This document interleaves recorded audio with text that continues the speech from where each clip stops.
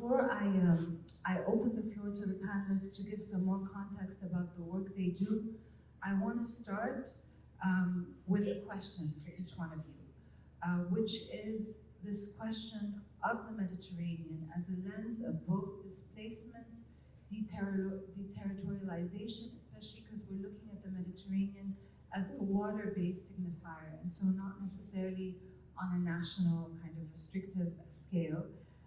So looking at it in this way, I was wondering how this regional perspective from which you're either based or focusing in your respective practices, how does it risk limiting who or what is seen? And so I would love to hear from all of you in relation to, are there narratives or practices that get left out when we talk about the Mediterranean? What is included, what is excluded? We can start with Tamara.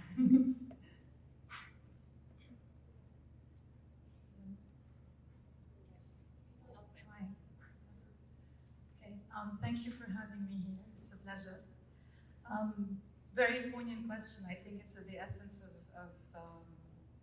of the region, in the sense that being more than anything, a place in the imagination and a connector, the Mediterranean, in my mind, given its placement between Europe, Africa, and Asia, literally, I mean, if you draw it, I think presents this question of whether it is a center in itself or a periphery to something else. So, for example, in my practice, I also deal with sort of further east in the Middle East, let's say Iraq, Iran, Pakistan, the Gulf, and so where does the Mediterranean connect with this? And I think more and more symbolically, it's a very good place to start to focus on storytelling. And I think a lot of what art is and art making is about storytelling. And so the idea of having both this relationship with the present, which, as you say, Nadine, is very problematic in the sense that we're also dealing with different worlds. I mean, part of the Mediterranean is in the EU, the other part is in Africa, desperately trying to immigrate to the EU, and from the Middle East, trying to also do the same. And there's a lot of conflict. But the historicity of it, I think, is really interesting, not from a nostalgic point of view, not from this utopic sense, but from the fact that it gives a very, very good foundation and a basis to start any story and to create connectivities between these other regions that I mentioned that could be peripheral to the Mediterranean, but also the Mediterranean can be peripheral to it. But it's essentially a connector that is very fundamental in the practice. Yeah.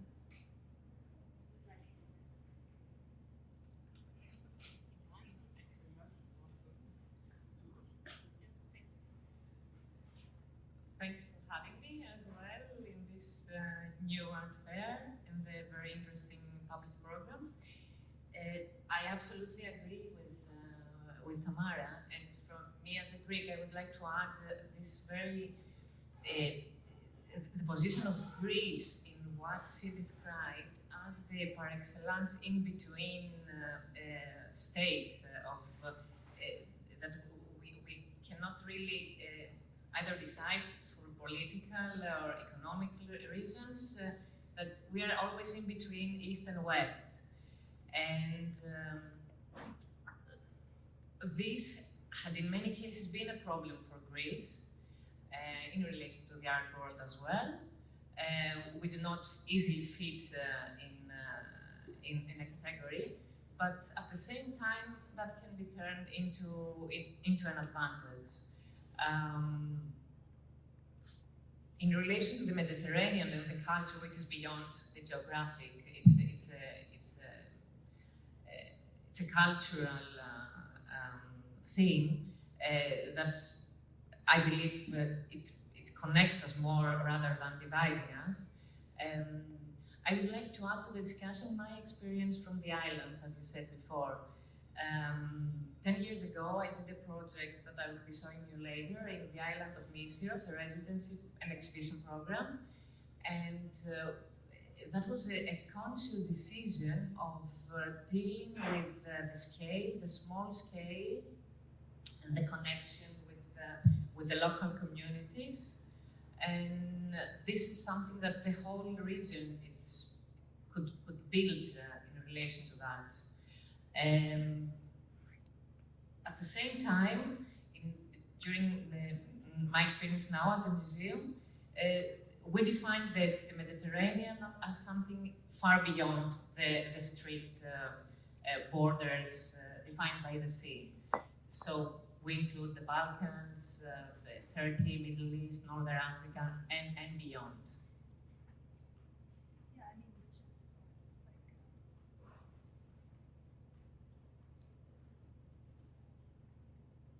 Anyways, I'm just going to project, which is interesting because when we talk about decentering, it also involves another centrism, right, in the discourse. So even when the global South became another epicenter, as we see now in these major biennial circuits, right? But then within the global South, there's also the center and the periphery, which is why that was the beginning of our first, basically, touch point on the idea of the Mediterranean, because the Mediterraneanism, and Marwan will definitely have a lot to say on this, it creates another center that is also linked to power in the past, you know, and so it's really difficult not to be like hierarchical when you look at centers, no matter what they are, even if the centers that we're creating are in opposition to the older centers, you know, so it's a bit of a conundrum for academics and researchers. But anyways, please, Marwan. Working? Is it? Okay. So thank you very much. And voila, with the Mediterranean, I think there are two concepts of the Mediterranean. There's the Mare Nostrum, the famous Mare Nostrum, as the Romans termed it, our sea.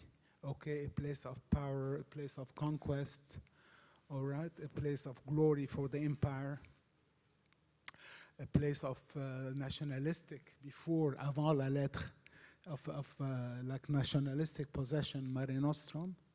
And another Mediterranean, which is a place of becomings, a place of mutations, a place where mythological gods dwelled, whether they were Phoenicians, Greek, or Romans. They all came from that, from the proximity of that sea, which inspired those people to imagine those gods and those pantheons.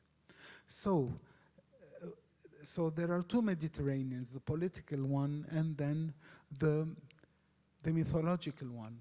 I think today we still have that. We have that with the hard borders that have been erected in Europe, especially in the Mediterranean, which has like an unusual influx of refugees, okay, seeking a better life in wealthier Mediterranean nations, from Africa, from other Mediterranean countries going up, okay, towards like the northern part of the Mediterranean. And we also have the Mediterranean that has, like all other geographical spots in the world, that is no longer an obstacle to ideas going back and forth, to art going back and forth in the age of the Mediterranean, in the age of the social media, of the internet. You don't need to take art physically with you and cross the border with it like you had to in old days. So you have two Mediterraneans, like one that has become tougher to cross, and another which like welcomes ideas from all over the rim and beyond. Now, in my case, I'm definitely more attracted not to the Mare Nostrum, but to the Mediterranean that has shed its physical boundaries. So.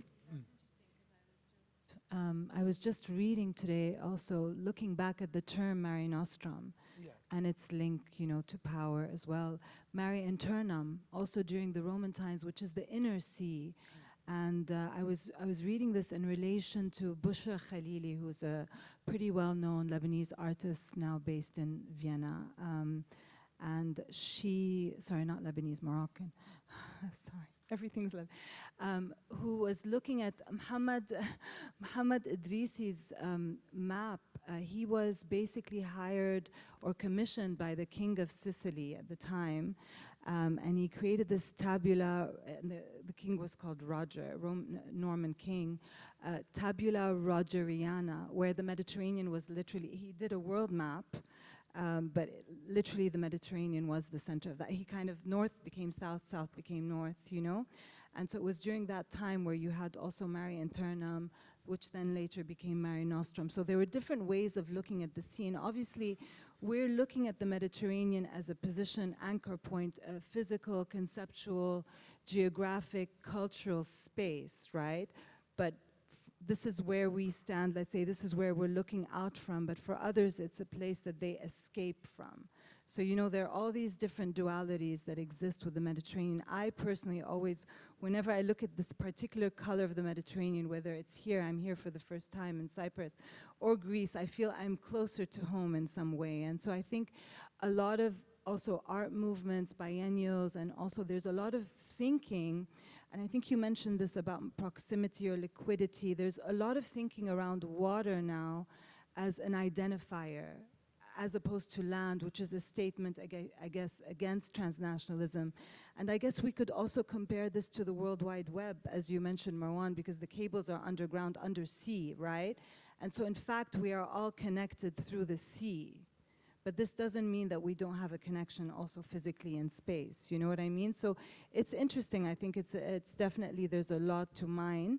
And I would love to then now have you each introduce your practices, and please feel free, Eleni, to go through your presentation.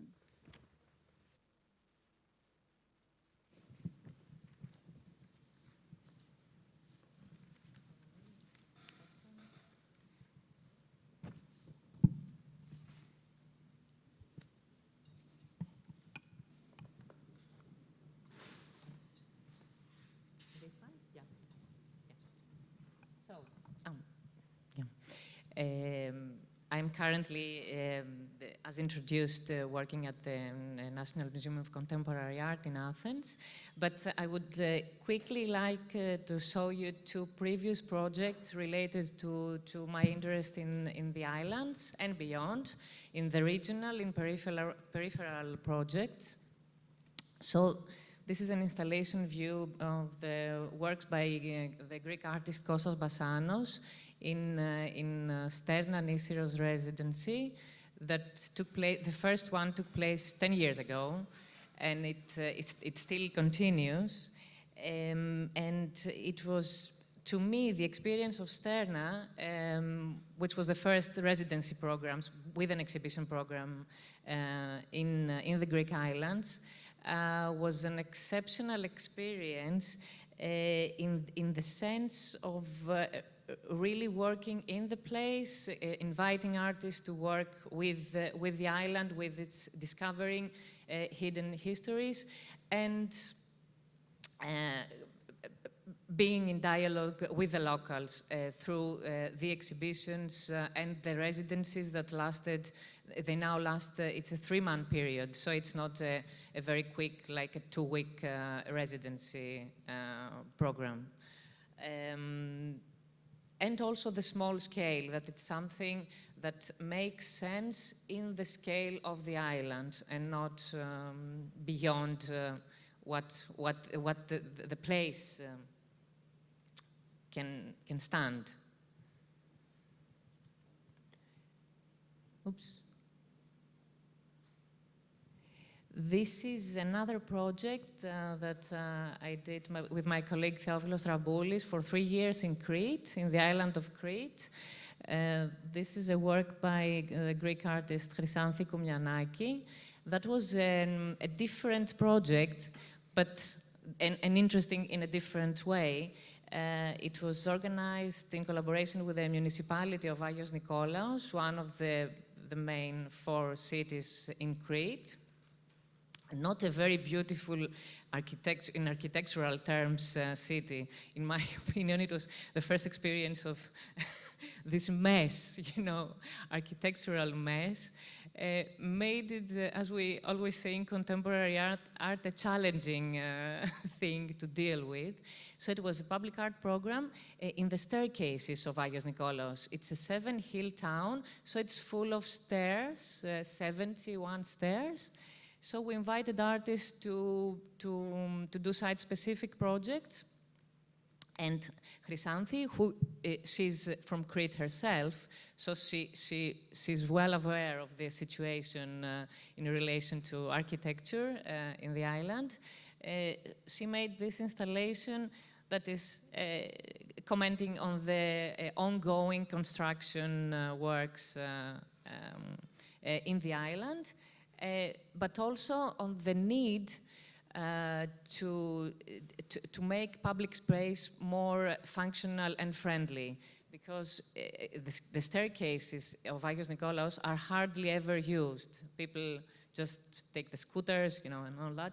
So she invited people to have a place to sit. So it's a multi-use somehow installation. And now we're going to the ΕΜΣΤ. In relation to the collection, I would like to say a few words about what we're doing very quickly to put the work of collecting at the museum in context. The ΕΜΣΤ is definitely, it's under a new phase in its history since 2021 that Katerina Gregos became the artistic director, and I am Katerina's advisor on the collection. What Katerina mainly does at the museum in the phase that we're now is organizing a very, very dynamic temporary exhibitions program. And this is all the effort is put there in order to really awaken this huge building in the center of Athens and make it known and build the audience that such a big museum deserves. So in relation to the temporary exhibitions, we organize, all the exhibitions are organized around thematic circles. So that the visitor's experience is a coherent one. We have organized so far 4 different thematics around art and power, art and technology, art and music, women, which was the last year's, for a whole year, the whole museum was dedicated to female artists. We organized 18 shows in total. And now, yesterday, actually, that's why I was not at the preview, we had the opening of the new big exhibition at the museum under the title Why Look at Animals, that comes from Jordan Berger's essay, and it's a major issue of our time. So this is an installation view of the exhibition Women Together that I co-curated with Katerina Gregos. And in the case of this exhibition, it was the central exhibition of the thematic circle on women, on female artists, under the title, What If Women Ruled the World? So what we did with this exhibition is that we also put in practice the idea of not using the term permanent collection, because neither the collection is permanent, and it's fair for the artists, the artworks, and the visitors to be changing the displays of our collection as well. So in the thematic on women, we had as the central exhibition of the whole thematic, the exhibition Women Together. That is still on because it is an exhibition of the collection, and it will not be changing. The displays, the collection displays will not be changing so often, but every couple of years there will be a different view on the collection. So that was the general introduction about what we are doing. And here you see works by Maria Tsagari, Etel Adnan, and Hera Boyuktasyan. it definitely shows this new orientation in relation to the collection of the museum, which is the broader geopolitical area of Greece. The only work from the ones you see here that is not part of our collection is the works by Etel Adnan. We could not afford to acquire a work by Etel Adnan, so we followed the practice of a long-term loan from the Saradar collection from Beirut and Paris for 3 years, and we will continue. Just to give context, it's a bank that has the Saradar, right? Yeah. And yeah, I mean, they had very good advisors, including, I think, Sam and Till, who are very well-known curators now based in Berlin. But this is what's so interesting to me. I remember the first time I went to ΕΜΣΤ and I saw these juxtapositions. I just thought, of course, I know Hera and I know Etel Adnan's work, but it's rare that you see them together, really. It is really, and that also makes you think about the regional and versus the, like, let's say, Euro versus non-Eurocentric divide that we face, particularly Lebanon, Syria, Palestine, Iraq, Iran, all these places. Like, it is interesting that, you know, if you look at the sea as a connector, then these countries are closer, right, in some ways. And so that was something I found quite remarkable about ΕΜΣΤ, is that in a way you do away with the national identifier when you put them together, you know. Yeah, exactly. That we have so much more to share than that can keep us together than apart. And especially this work by Etel Adnan, that it is an homage to the olive tree, that the Greeks believe that the olive tree is the most precious tree for them. But they're not the only ones. It's the same for all the Mediterranean people. And of course, the work by Hera Bogyuktasyan, it summarizes many of our intentions and practices, because Hera, she's from Istanbul, but of Greek and Armenian origin. And the work itself, as most of her practice, has to do with history and the layerings of history. So they all come together in an enriching dialogue. Oops, it seems as if it's changing. These two works, also in the same exhibition, by Gad Amer, the piece on the wall, and by the Cypriot artist Maria Loizidou on the floor, are both from the Didaskalopoulos collection gift to the museum that I will be talking later on. We'll be giving you more information about it. But this is also an example of the new orientation of the collection with more artists from the region. I keep pressing, sorry, I'm so sorry. A third view of the same exhibition with works by Paki Vlasopoulou, a Greek artist of the younger generation. At this point, I wanted to underline our commitment as a public institution to be supporting contemporary art in practice by acquiring works through buying works from the artists and the galleries, I mean, through the whole ecosystem of the art world, rather than accepting gifts by artists. And moreover, it is interesting to be acquiring more than one works by an artist interested, that we would be interested in, because that's how you can create a more in-depth knowledge as a public institution for an artist. The other work so Pakis Vlasopoulou is the plates that you see on the wall, and we're very happy for Paki that she participated with this work from the same series in Sarza Biennial this year. And in the front, you see this big work with the water, this basin with the water. It's by Rivane Noyensvaarder from Brazil. this is part of the Didaskalopoulos collection gift, and it is an example that although we say that the new orientation of the collection is the broader geopolitical area of Greece, at the same time, we cannot be that stiff and that unflexible when a donation comes, a proposal for such important works to be part of the collection. Two more images, and I'm finishing. This is a view of the exhibition of Chryssa Romanos that I curated with Dimitris Soublekas last year at the museum during the thematic on women artists. And what I wanted to underline with this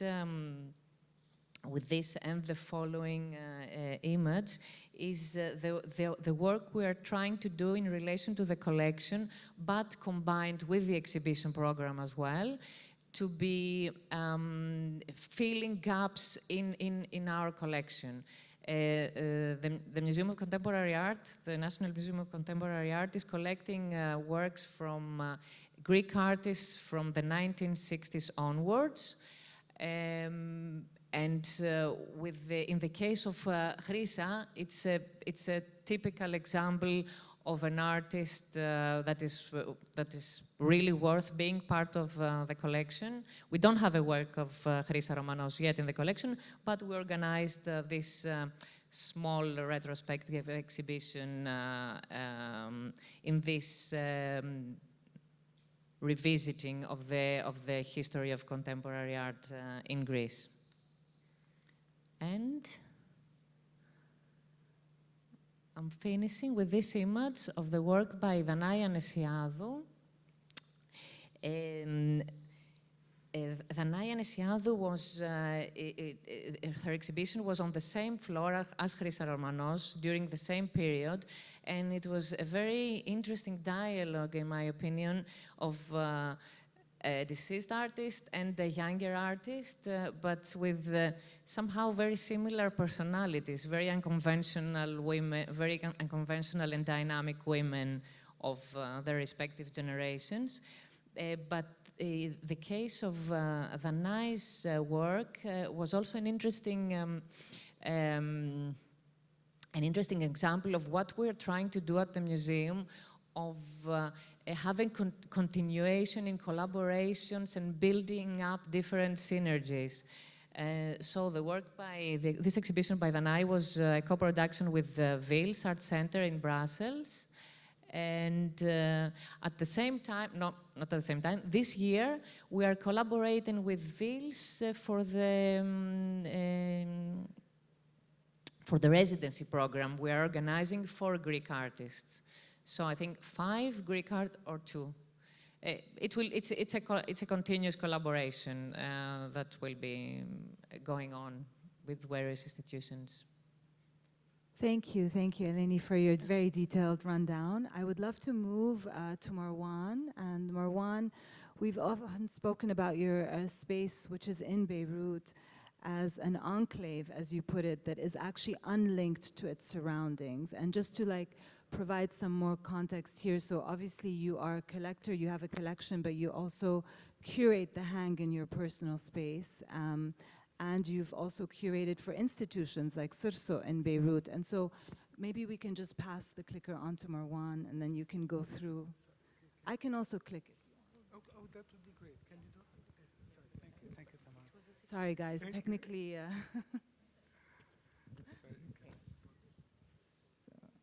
So this is, I guess, from Fleeting Exits, and please, at the Sursock Museum, right? Yeah.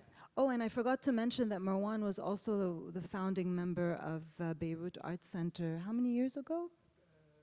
Gosh, it's been 2000, no more, it's older. 2009, it opened in January 2000. It opened January 2009, so it's been like 16 years now. Yeah. And you're also a patron of Sursock, right? Or yeah, I'm a trustee. Yeah, trustee. I'm okay. Yeah, also with the Menak Tate. Yes, Menak Tate. And these are major institutions in Beirut for contemporary art. Sursock was known for the Salon d'Automne, which is like historically, yeah. Historically, yeah. Anyways, please. Also with the Delphina Foundation, very happy to be with the Delphina Foundation in London. But thank you for the introduction. Okay, this image is from the Sursock show at the Sursock Museum in London that I curated back in 2018. I entitled it Fleeting Exits. Fleeting Exits is about the impossibility of liberation. Okay, that we all try to liberate ourselves throughout our lives, but we keep falling into new traps. So this exhibition sublimates and symbolizes that condition, okay, fleeting exits. Okay, here we start with Lindsay Sears. It's an installation entitled Entangled, okay? So it's a projection on two like huge eyeball-shaped screens.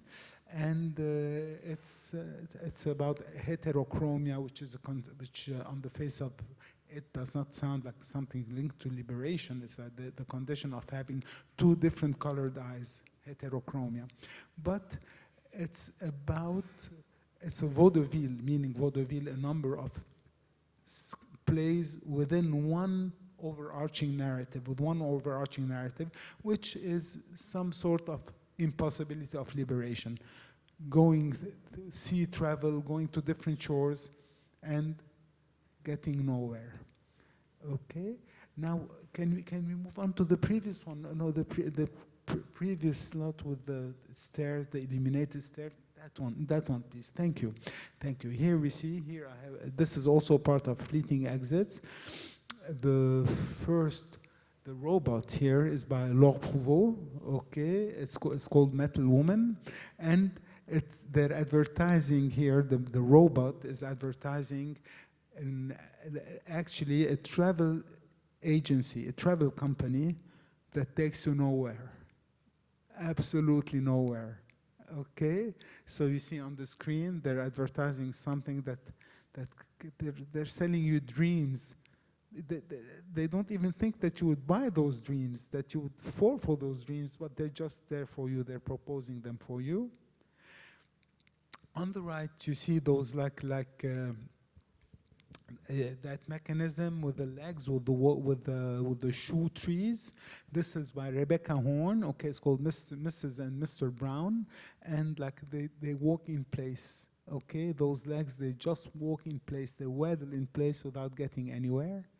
And then the grand finale, those illuminated stairs by Ryan Gander. This piece is entitled The Forces Outside of You.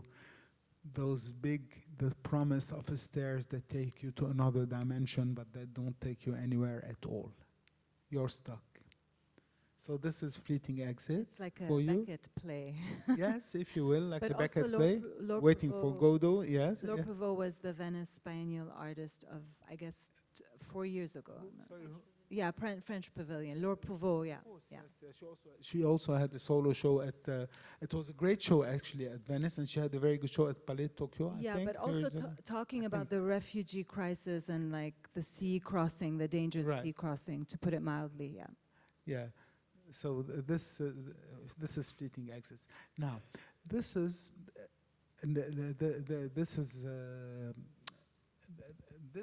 this particular show is like quite important to me because it's about feminism, degrees of feminism. These are all female artists. Okay, this is in my private space. This is entitled Flights of Fancy. Okay, so. It's this fountain here, it's Laure Prouvost, okay? Behind it, you see this, the witch's broom, okay? This is Maria Pininska Beres. And behind that, you see Joanna Vasconcelos. And to the left, you have Miriam Khan. The idea is there are different levels of feminism, from the playful, playing on male fetishes, okay? Female attributes, playing on male fetishes by Laure Prouvost, to the also playing on male fetishes, but in a more like poignant way with the with the broom, witch's broom, the prejudices of men against women and the reasons that they used to justify the oppression of women, that the patriarchy used to oppress women, okay? The woman accusing women of witchery. And here you see she's made that witch's broom in soft female color. I don't want to say feminine, like in soft female colors. I make a difference between feminine and female. And to the behind her you have like Emmeline by Vasconcelos. Emmeline, okay, you see it's like they're like it's like a traditional trope of beauty, that sculpture. But the name Emmeline is quite provocative because Emmeline was a famous feminist, early feminist, suffragette. Okay, so it plays on that paradox, like a beautiful, traditionally beautiful woman with a feminist name. And then there's Miriam Khan, that painting to the left, okay, that woman thrusting her naked body, non-sexualized, asexualized naked body, with that cool look, observing the scene in a cool, unflinching stare. Okay, so this is Flights of Fancy, okay? Now, would you believe I can't see very well? Okay, now in that corridor, you've got Thanatomania, Reflections in the Speculum Mortis. Okay, this is part of my research on death symbolism in art. Thanatomania means like Thanatos. Of course, you're very familiar with the term Thanatos. Thanatomania is, sorry? The death drive, yeah. Of course. But Thanatomania, I've given it a new meaning, like an excitement for the death drive, like some sort of attachment to the death drive. Reflections in the Speculum Mortis. The Speculum Mortis is the mirror of death. Okay. So here we have on one end of the corridor, you've got 21st works of art from the 21st century. Okay, that relate to death. And on the far side of the corridor, on the other side, you've got 17th century works of art, Vanitas paintings that were very much about death. Okay, the Vanitas and the post-Vanitas. And the two time periods are bound together by a piece of music that was composed specifically for my show by Professor Anthony Moore. Okay, by Professor Anthony Moore. Actually, there are two pieces of music that merge in the middle to form one song. The 17th century and the 21st century, they merge around that song, around that same theme of death, okay, the prevalence of death. So voila.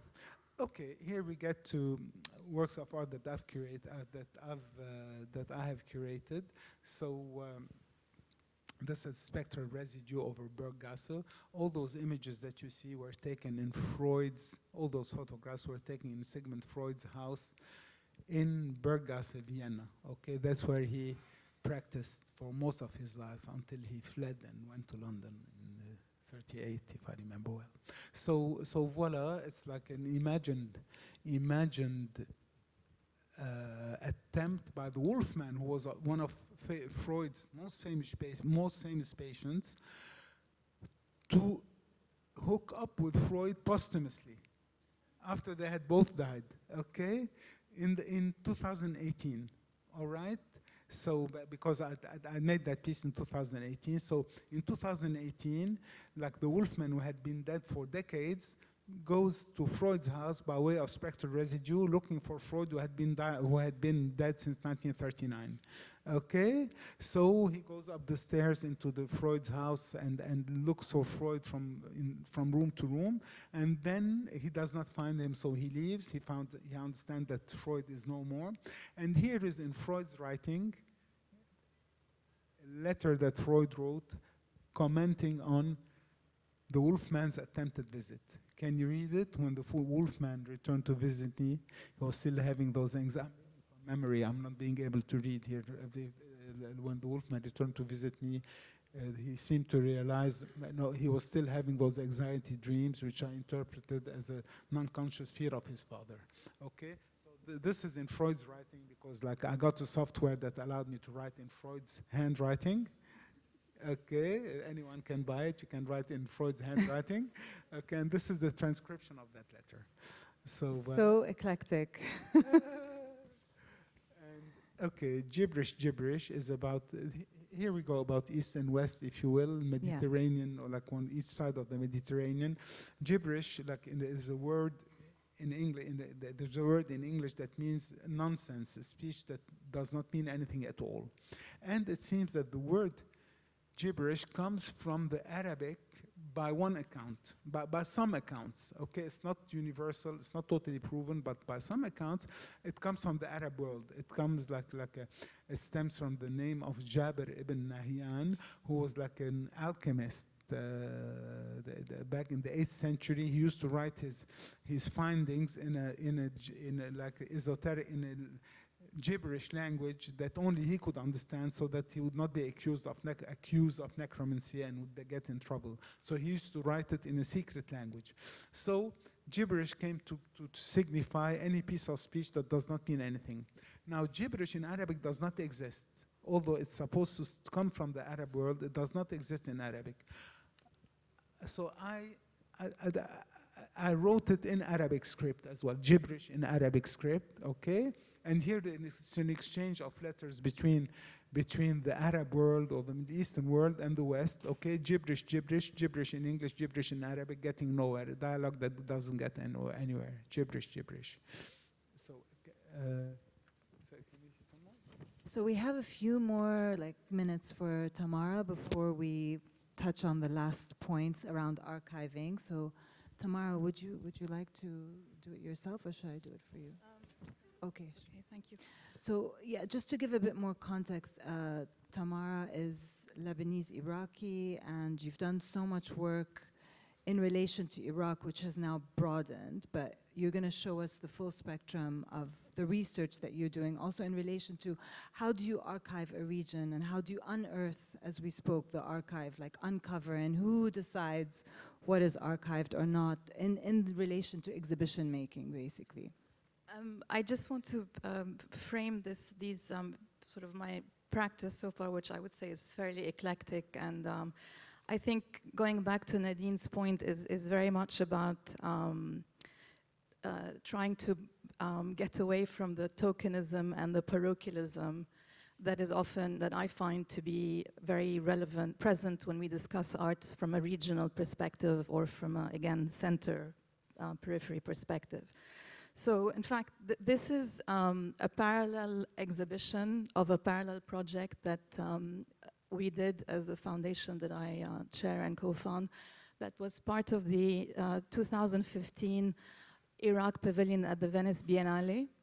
And in fact, it was a collaboration that we did with the Chinese artist Ai Weiwei, which actually initiated a whole project that he did about migration and refugees. But essentially, the timing of this was very poignant because in Iraq in 2014, in August, you had the ISIS invasion on the 3rd of August, which basically massacred hundreds of people and made many others homeless, particularly the Yazidi community. And it was a very dramatic moment and a very difficult moment for the country, but for many people, but also personally for me. And so I felt that even though I was the curator of this pavilion was Philippe van Koteren, who's the director of SMAC in Ghent, Belgium. But it felt almost frivolous to have a pavilion without acknowledging what was happening in the country that the pavilion was representing. So in fact, what it is a series of drawings and letters that were collected over several weeks that I spent in the different refugee camps in Iraq, in the Kurdish part, that included Yazidis, that included refugees from the Christian villages around Mosul, and that included refugees from Mosul. So it was very much about the idea of getting the message of the refugee or the internally displaced, or whatever you want to call the survivor, their direct idea, not to be mediated through a channel, media, TV, interview, whatever. It was what they felt directly, and that was the whole project. Anyway, and so we wanted to give publicity to this book, and therefore we kind of collaborated with Ai Weiwei about it. This, although is artifacts connected to Iraq, This is the 2017 pavilion that I co-curated with Paolo Colombo that's entitled Archaic.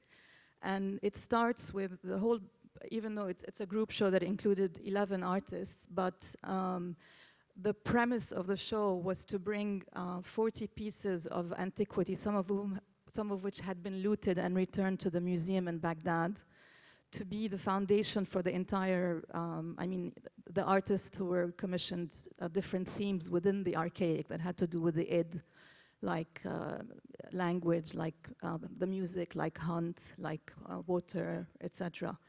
But the choice of this is to really also in connection with the Mediterranean. It's the idea that I think that archaeology, while not being exclusive, but is a very powerful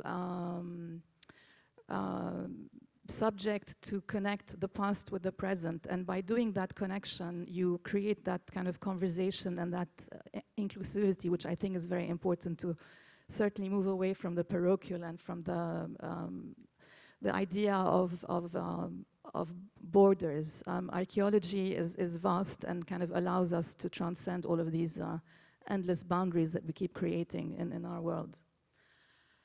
Moving on, this is a collateral pavilion that I curated in 2019 entitled Heartbreak, also in Venice. And in fact, Marwan was one of the benefactors of this pavilion, so thank you retroactively. And here, the notion of heartbreak, and why I'm choosing it is because it's very connected to the Mediterranean. So the entire theme of the show was inspired by the story of Dido and Aeneas from Virgil's Aeneid. And Dido, as you know, was a Phoenician queen who came from Tyre, which is today in southern Lebanon, and migrated to Carthage. But it's the idea of exploring the different notions of heartbreak that may be political, that may be emotional, that may be, emotional has vast connections to loss of childhood, loss of innocence, obviously political that have to do to loss of home, to war, to trauma. So we tried, I tried to basically move along the map of the story of Dido and Aeneas, which starts from the, if you like, the shores of Lebanon and goes all the way to, ultimately to Rome, because Aeneas dumps Dido and leaves her and goes to pursue power in Rome. But here we have two artists that are, this room was very much focused on, if we like, war and trauma. One of this artist here with the embroidery is Majd Abdel Hamid, who's also part of the posterity show, which is an entire body of work that he did in relation to the prison in Tadmor in Syria, in Palmyra, which is very much known for the destruction of the art antiquity, the artifacts there, but also had a very horrific prison, which actually was opened up when ISIS walked in and destroyed the antiquity, but also was then destroyed by ISIS. So there were like many layers of heartbreak to do, and again, commemoration and memory. And in the corner is an artist who is from Lebanon, called Imad Isa, who is truly, I would say, one of the both physical and emotional victims of the Lebanese civil war. He only functions with one hand, and there were a series of statues that had shards out of ceramics that had shards in their head, which is quite violent, but I thought really evocative of kind of what he thought war did to people. Next one. Thank you. And this is kind of in connection to what Eleni was saying. Again, this is the theme of heartbreak. Here we have in the room that included basically the focus on the actual, the story by Virgil.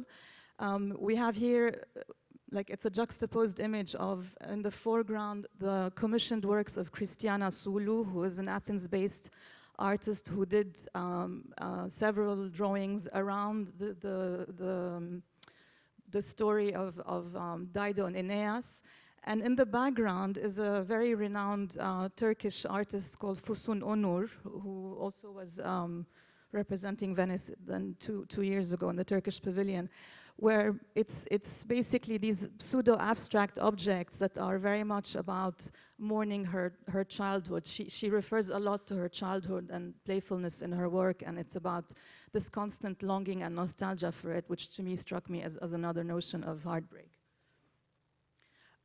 This is again, a different collaboration and kind of this entity that I've set up, co-founded, called Iter Arte, which is inspired by the Latin for journey. So it's about, I guess, the journey of the artist, but also of the viewer.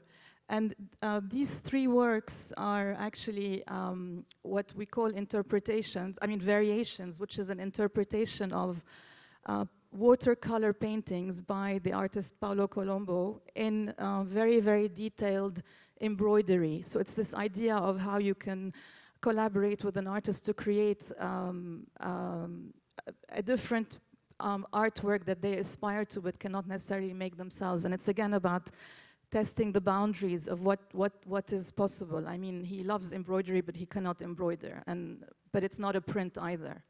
And this is another collaboration by, also this work is initially made by Eleodora Margelos, who I think is also here in the fair, her works. And it was done, again, this is under my supervision, meaning that I did a collaboration.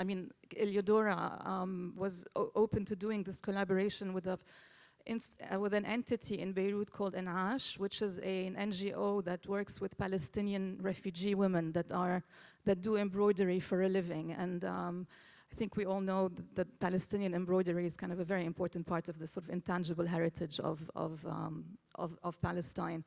And so, in fact, this is an interpretation of Eleodora's work. It's a unique piece, but also integrating some techniques that it's all cross-stitching, which again is a commonality between, let's say, the East Mediterranean and the Balkans.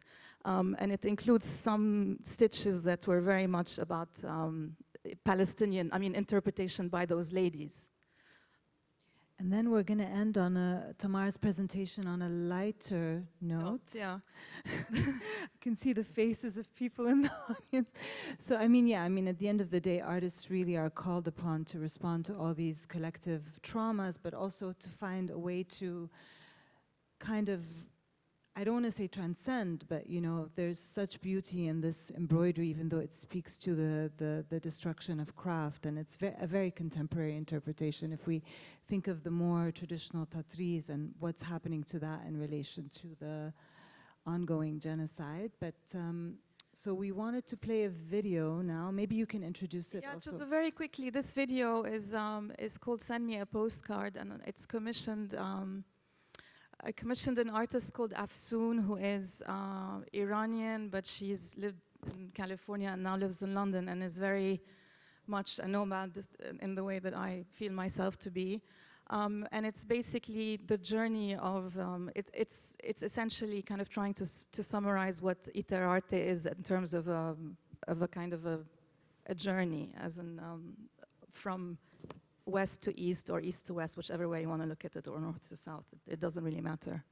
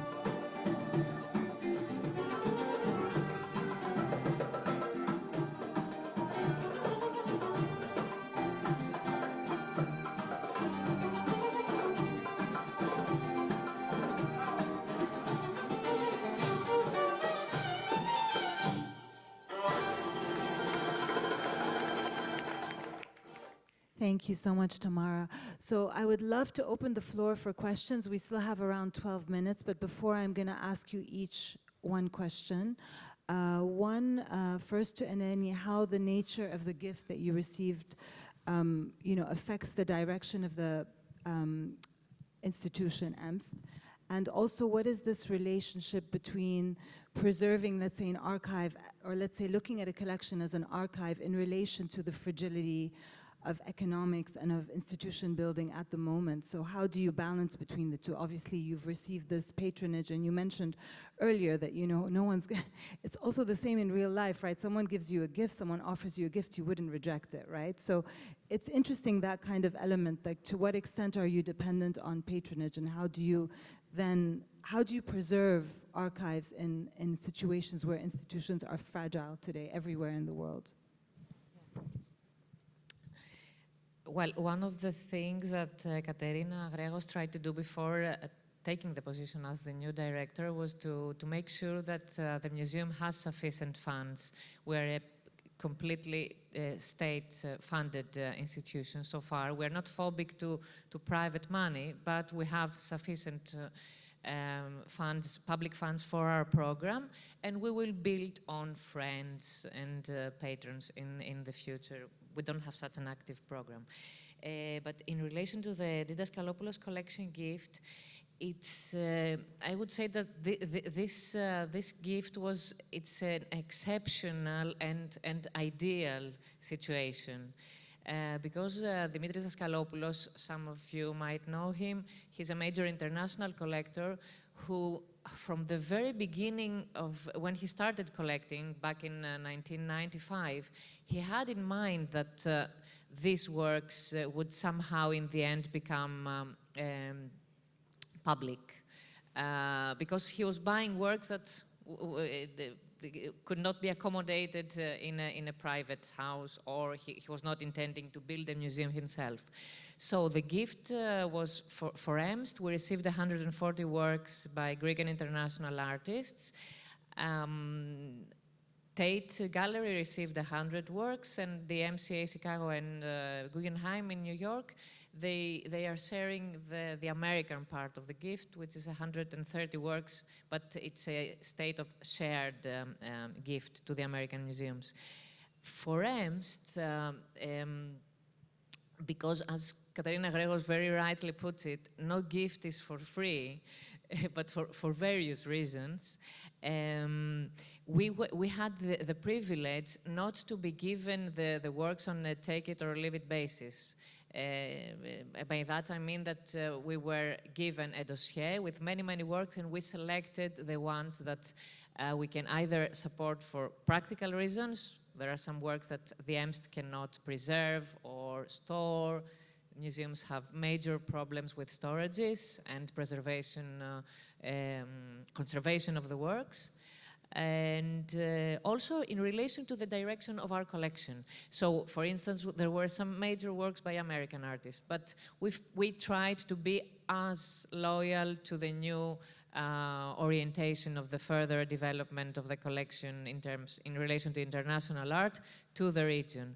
There were, of course, some exceptions, like, as I said before, the example of Rivan and Norris Varder, and two amazing works by Cornelia Parker, which are on display in the exhibition at the museum right now.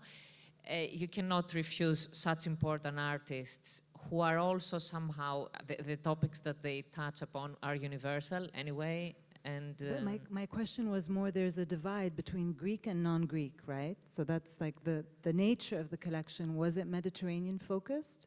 The gift? Of the gift? Yeah. No, it's international. Yeah. And we received many Greeks that we somehow added gaps to the collection, and about half and half and international artists that we tried as much as possible to be focusing in the region and beyond. For instance, we have works, like, as I mentioned before, by Gad Amer, Tala Madani, Diana Al-Hadid, Ali Kazma, and other.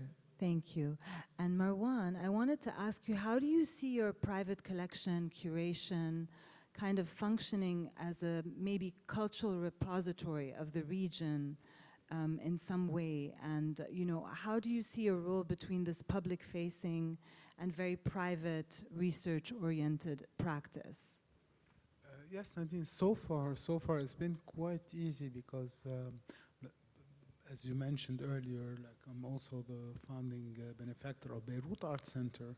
So this is like, it's a great art center that's like for the public, okay? And also the Sursock Museum, which is like the closest thing to what we have to a national museum. Actually, it is a national museum, and it's a great one too. It's a beautiful one. I'm also a trustee of that. So, and I have my private space, like we said. So, the thing is, I found that having my private space is important because whatever you do, however avant-garde you want to be, like being in a public space, does hinder you a bit. You cannot go as far as you wish sometimes, okay? Because you're talking to a much bigger, much larger audience, and you must have a common thread between, some kind of common thread between all the visitors, okay, to please them, to present to them something that they would like. So I'm happy with this dichotomy for now. You see, I'm happy with this dichotomy, having my private space and supporting those public spaces. Not only in Lebanon, as you know, like in England as well, the Delphina Foundation and all. Yeah. That's right. And we also spoke a lot about the archive and the ambiguity of the archive. And this is also linked, you've done some research on memory and photography. Maybe you could just say a couple of words before we close. Yeah, actually there's this quote by Adrian Mackenzie that I found rather humorous. Like, it says that the centrality of the archive to cyberspace stems from the fact that existence in virtual culture is premised on the live connection. To die is to be disconnected from access to the archives, not jacked in or not in real time. Okay, it is to die for him is to be disconnected from from cyberspace. Okay, so the power of the archive, according to him, is that it is jacked into to a live connection. So as to memory, okay, as to memory, I need to say that. I mean, Krakauer said that with regards to the impermanence of memory, no art medium is so beholden to memory as photography. Photography is so much about memory. It's there's something about a photograph that preserves memory in a way that other media do not. Like Susan Sontag says that from a body that we're looking at a photograph, from a body that was there, okay, like energy emanates and touch me. Okay, some energy emanates and touch me from a body that was there. Okay, and you will know that I introduced the term of post-physical image in my book. Post-physical image is a photograph of someone who has now died. This photo used to represent a person, a living body going about in the world, but that physical body is no more, so the image has become post-physical. Yeah, I mean, it's a very key question when we talk about archives, which used to be very much physical, but now with the advent of obviously social media, there's a digital component, but even the digital is subject to decay as well. So it's, you know, it's a whole other discussion. But lastly, I just would like to speak to Tamara. Thank you so much for your presentation. As someone who works across the Gulf, the Mediterranean, but also South Asia, what kind of insights or frictions do you see in kind of combining these visual language? Is there a shared visual language in these cases? There can be. I think for me, it's not so much about the shared visual language as much about the conversation. I think the fundamental point which we all deal with is the human condition, and it is a very wide subject that covers everything and nothing and everything again. So while there are very different, if you like, visual styles or visual representations when you're dealing with the Mediterranean or the sort of East Mediterranean versus, let's say,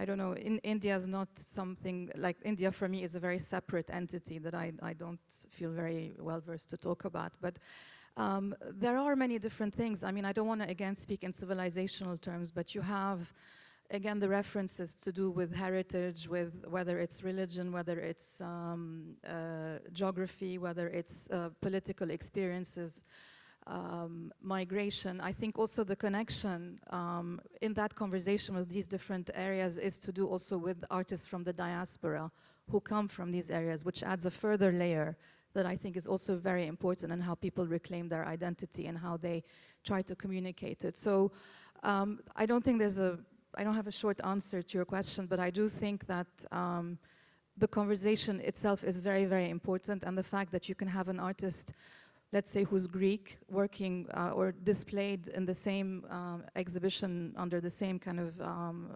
argument with an artist from Pakistan, let's say, who are both very much focused on the spiritual, is very much part of what I think is important to have as a conversation. Yeah, I mean, that's correct. I'm someone who obviously has to monitor art world discourse as a critic, who has to just keep abreast with, like, what are the movements that are shaping the art world today? What are our obsessions right now? And I think at the moment, it's really a lot about constellation, thinking in constellations and solidarities.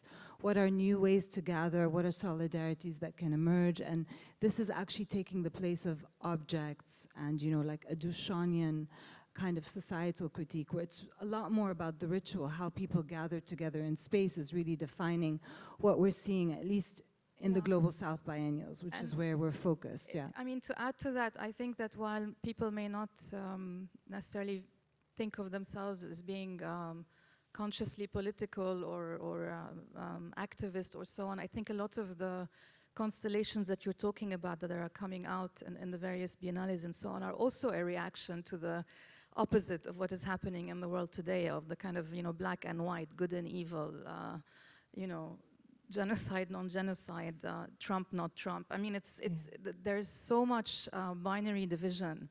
It's so divided that I think these constellations are a necessity. They're a way of kind of making sense of keeping us human, in a sense. And that's why I think identity politics will soon fade, you know, which is not necessarily a bad thing. Yes, I agree. But I would really love to open the floor for questions for those of you who remained so patiently.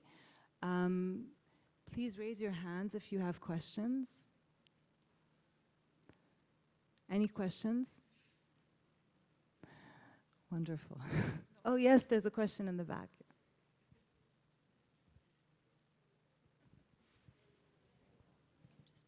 Okay. Hello.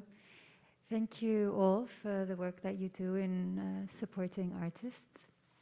My question, as a curator who is interested in socially engaged practices and the ethics also of curatorial practices, institutional practices, I wanted to ask, what are your respective protocols of collecting? Considering that we're speaking from the Mediterranean as not Mare Nostrum, but Mare Nostra, I guess. And the second question is, what configurations can the act of collecting take in dispersing ownership to the commons, to the public? Thank you. Who would like to answer?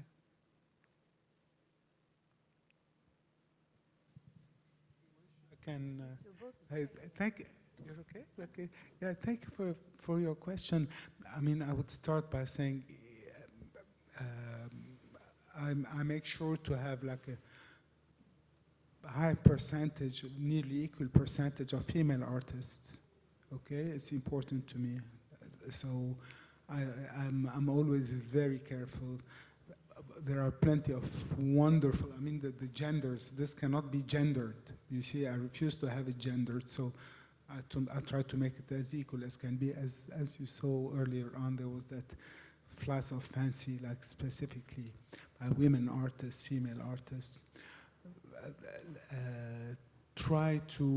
Always try to support young artists, okay? Always try to support young artists in addition to buying from galleries. It's very important, in my case, to buy from young artists to help them, and there are brilliant artists out there. There are brilliant artists out there who just don't have the means to broadcast themselves, or don't have the structure through a gallery or whatever. But the good news is that in the days of social media and TikTok and all, it's easier for them to reach out, isn't it? I disagree with that. Tell me. And in connection to your second question about, if you like, allowing for a wider audience or giving that access, I mean, one of my main preoccupations is the lack of access at every single level, whether it's at a museum level, at a gallery level, I think for curators, for artists, for everybody.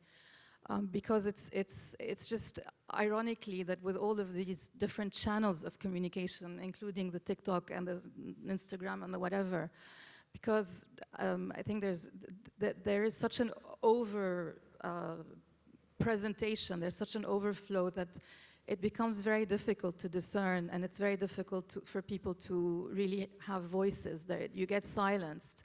So I don't know what is the solution, but I definitely, I think it's a very important question in relation to what I would say is democratizing, giving, you know, the democratic side of art making and displaying. I don't have a perfect, I mean, I wish I had the answer, because it's probably what drives me the most. And this is, I would say, I think the problem is not uniquely with not-for-profit museal or non-commercial spaces versus galleries and commercial spaces. It's across the board, both, it's all over. And it's also depends, I guess, you know, in terms of how you think of art in terms of a commodity. If you are there just collecting because of a price for the market, etc., versus for the love of it, versus, I mean, there's so many factors involved. Anyway. Yeah, I would just like to add, you know, we need to be really mindful of the fact that, I hate to say this, but art is not going to change the world, you know? It's going to reflect it back, and it's very important, and I learn everything I know from artists, but like, you know, at the time we're in right now, where I already feel like an old person who's looking at cancel culture, I'm really, really aware of virtue signaling. So the point is not to instrumentalize art, to say this is for, it's important to enlighten and to make people aware, but it's not about saying, oh, this is for a good cause and that's why we do it. We also need to be very well aware that art is elitist and exclusive and exclusionary, though we're all in it for the love of it, you know, but we're also, there is a certain privilege that comes with it, and it can do what it can do to a certain extent, right? But I think to just say that, you know, like obviously the work that you're doing is very much looking at very difficult things, right? Difficult traumas and kind of bringing things to light. But I am also very wary of using and instrumentalizing artists and places also, and wars and all this. It's been done a lot, you know? Yeah, so it has, and which is probably why I'm somewhere else today as well. But let's say just very quickly in the context of Iraq, ironically, the Iraq Pavilion at the Venice Biennale, if one has the, you know, can raise the funding, Iraq has access. It's one of the very few places where artists have access. So for me, it's more about the access and about, I guess, the ethics connection is the fact that the tension between, you know, just showing, let's say, which is also part of a reality, a very successful artist in the diaspora, which we also did, but I mean, down the line, because there were 4 pavilions, but also giving that possibility to artists within the country who don't communicate or represent anything that you're comfortable or familiar with. And it's not about the trauma, it's about the isolation. It's another factor. Yeah, because access is not the same as equity, right? So, no. Yeah, I mean, yeah, and I also would like to add in relation to our museum, which is a public state museum, in terms of ethics, we're trying to make, for the Greek at least, reality, a shift, a paradigm shift in relation to best practices and very clear policies of equal pay for any activity related to the museum, like a public program, presentation, paying a decent, at least, amount for any work related to the museum. And in relation to the collection, as I said before, we want to actively support artists by buying works and not accepting donations by artists. And also in relation to donations, to potential donations by collectors, to do our homework, which is to guarantee that they do not originate from any dark past or practices. And in relation to accessibility, one of the benefits of the Didaskalopoulos collection gift is that we're now affiliated with the Tate, and we also have a budget to be traveling and to the Tate for knowledge exchange sessions. So from my experience at the museum, I think the accessibility of the language, very simple and accessible language that does not embarrass the visitors. We don't only want art experts in the museum. We want real people that can connect and see their position in the world through the enriching eyes of contemporary art. Yeah. Thank you so much. Very important question. Anyone brave enough to ask the last question? Mustafa.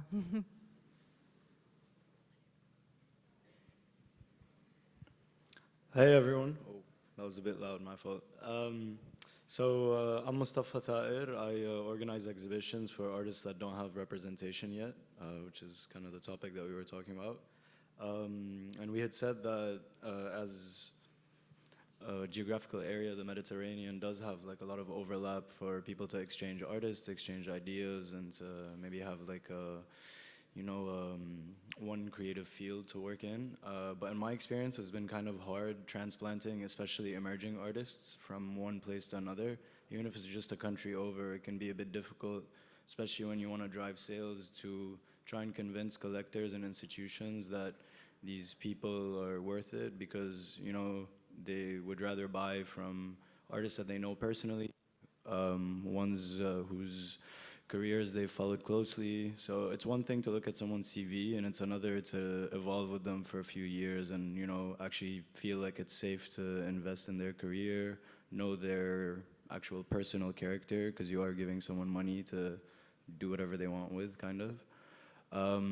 How can you bridge that when it comes to these artists that are maybe less well known? I mean, Etel Adnan is easy to take into the museum, of course, but what about, for example, Tamara Chalabi? I don't know if she's sitting here. But that's one example of an artist who's hanging here that's pretty institutional, She's been in the Islamic Biennale recently, and I wonder, would she fit in Greece, for example? Yeah, I can just respond briefly to that, because I also work with a lot of artists who are not, they might be institutionally recognized, but they don't have gallery representation. So, in the past, the patron had a direct relationship with the artist. The patron organized the exhibition and also commissioned the artist, maybe not necessarily mentored the artist. Then came the gallerist, which became like the mediator of the artist. And of course, the most successful galleries are the ones with so many branches in different parts of the world, and also so many artists, so they don't actually get to work with the artist very closely. So it's great for an artist to end up in a big gallery like Gagosian, but they don't get the same, let's say, attention as they would with a smaller gallery. And so there really is this disconnect, I think, even though gallerists came in because they were much needed, because artists are not meant to represent themselves. But now there are a few agencies around the world that work with well-known artists, like, for example, Miles Greenberg, who has many galleries, but none of them are exclusive. And he has an agency that works with him precisely on this level of even, like, let's say, placing him in museums or also securing talks for him. So now there's a middleman of the middleman, which is the agent, which is the middleman between the gallery and the artist. And it keeps going on and on and on. There's an extreme formalization of the art industry that happened with the birth of contemporary art, let's say in the 1990s when the galleries came. So it is interesting because if you also look historically, I've studied this, there's very few independent artists who never had gallery representation who made it successfully. And those are artists like Damien Hirst, like Jeff Koons, who basically have a factory. So they have studios. That's the one side of independence. The other side of independence is you have an agent. And then the lack of independence is when you have a gallery who helps you. So at the end of the day, all of it works, I don't know, from what I've seen, like mass production is what seems to work, because you have some extremely powerful artists who have been in biennials like Taos Makasheva, who has never signed with a gallery. This doesn't mean that she's financially successful, but she definitely is successful, you know, without a gallery. So she has a studio, people she hires for jobs when she gets them, you know. So it's great that you're doing this, and you should look into the agency model. They do exist. Some are much better than others. Some are just like working on the very public art, high production, low quality kind of scale. But I think what is needed is mentorship, like people who can fulfill that role, but also sustain themselves, because it is a job, as you notice. You have to work with the artist alongside their trajectory, but we can talk more about this after.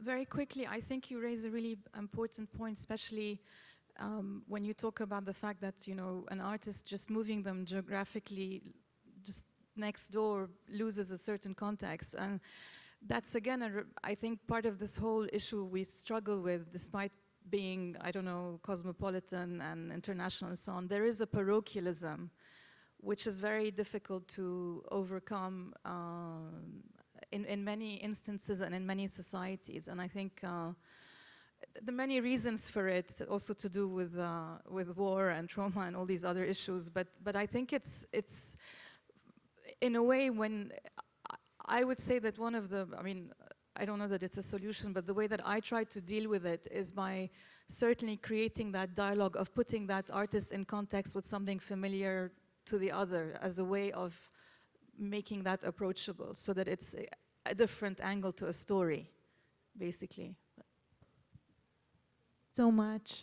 We're out of time. Thank you for being here at the very first panel talk, at the very first edition of VIMA.